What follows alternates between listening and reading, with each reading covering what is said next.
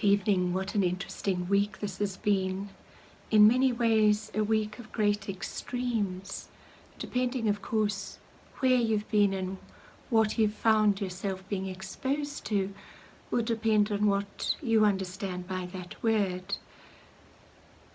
Some of us may be aware that there has been considerable snow, and I was deeply aware of the snow falling in my hometown of Queenstown, blanketing it in these flakes of soft whiteness and permeating silence.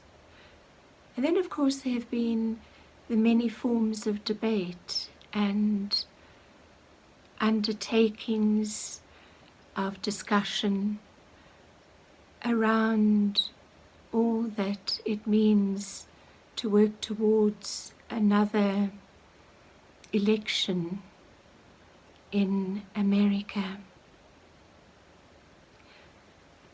But for myself, one of the things amidst many that perhaps just tweaked my thinking was a phrase that we all know and is deeply embedded in the very psyche of our being through our experiences right from the moment of our conception and beyond this life.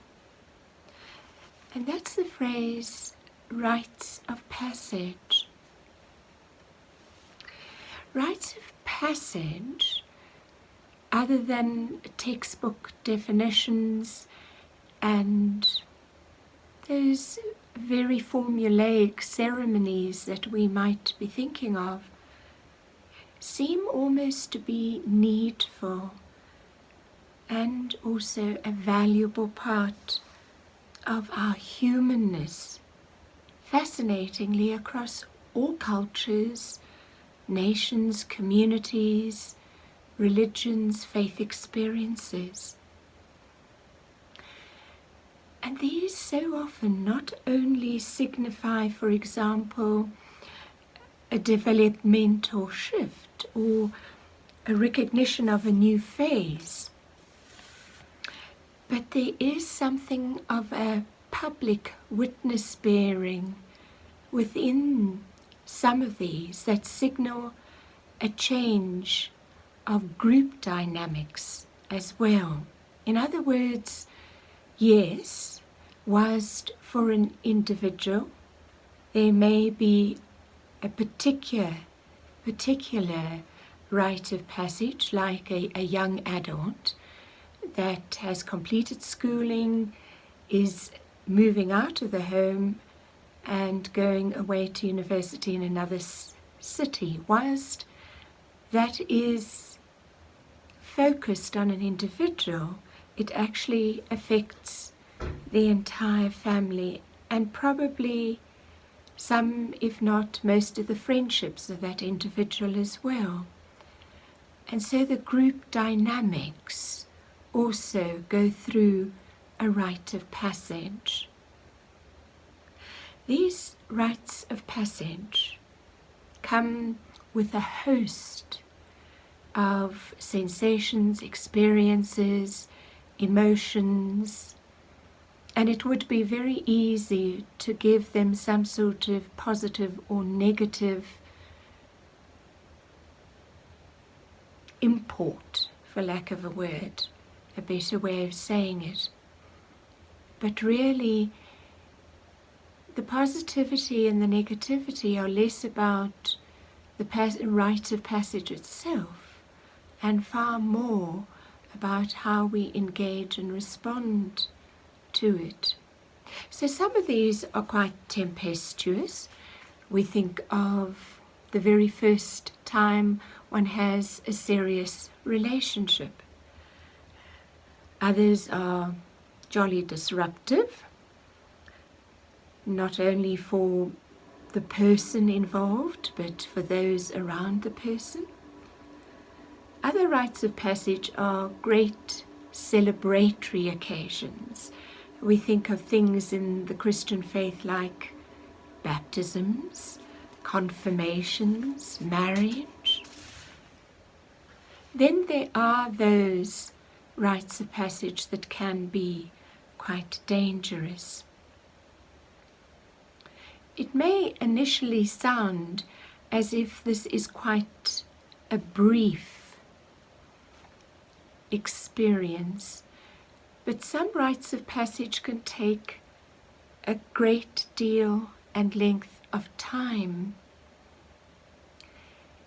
Not only as one goes through whatever the transition or the reformation is, but also the preparation to undertake, or as one kind of girds one's loins to go through what it is that we are presented with, both known and unknown.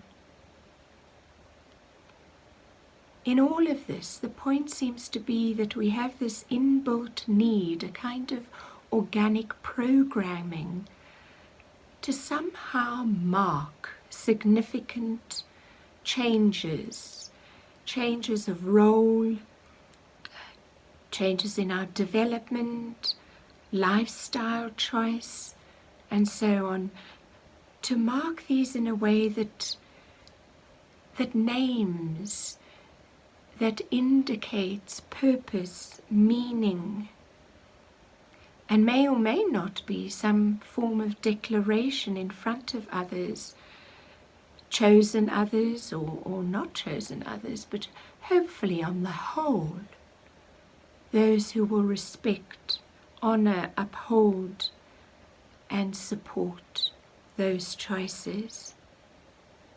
So there can be some formulaic rituals involved, ceremonies. Some of those we freely choose, others are very much against our will. There are, of course, those rites of passage that are automatic. For example, our birth and our death. Others are very much chosen. We might go into religious life and become a monk or a nun.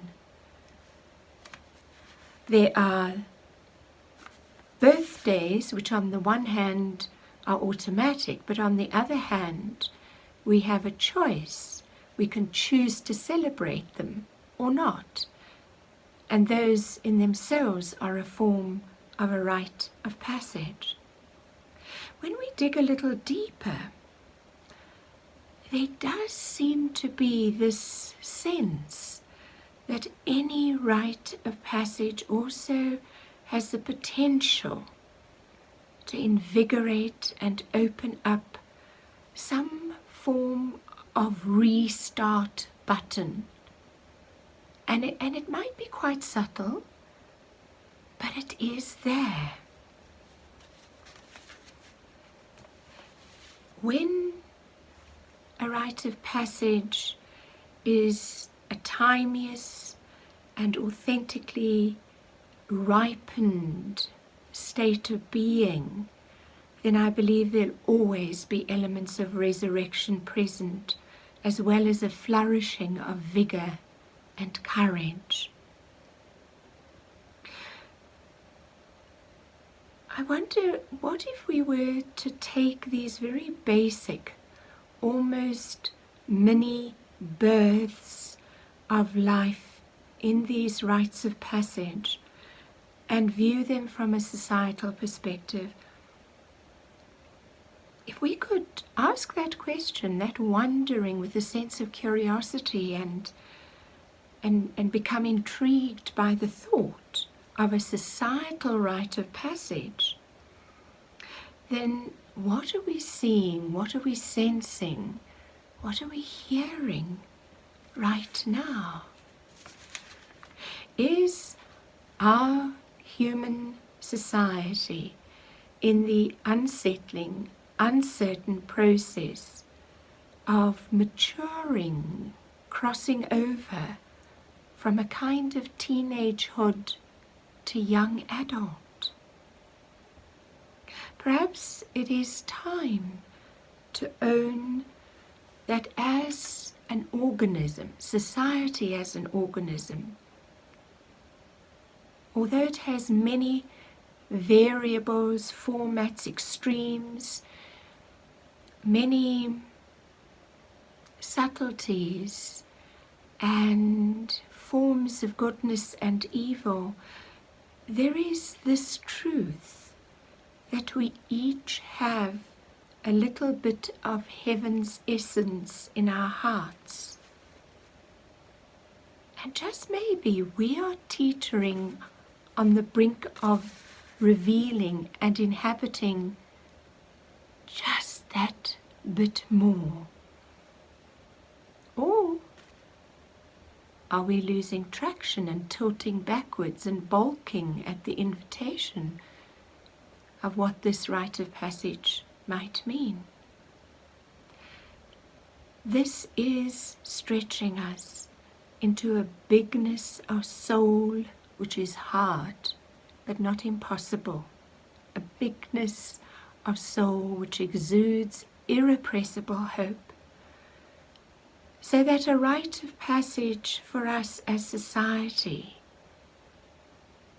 as individuals within that society, may have as part of it mountaintop experiences, tumbling out of and into reformed visionary life. Come, let us be part of that genetic calling forth of maturation from teenagers into young adulthood as a society, taking up new responsibilities and knowing that in God we will be given the ability to respond in a way that will meet what we have yet to discover, and we will meet it in a way that will build on the foundations of goodness of the past, of the present, and of what is yet to come.